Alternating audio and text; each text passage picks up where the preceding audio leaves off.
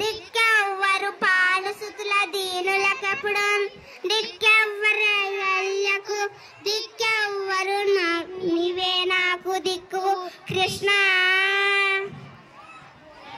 నీ నామము భవహరణము నీ నామము సౌర్య సౌఖ్యాన్ని ఆకరంబున్ నీ నామము అమృతపూర్ణము నీ నామము నేదలంత్య నిత్యము కృష్ణ. ఎందుకు తీస్తున్నావు? అది అఫీషియల్ వీడియో జర్నీ.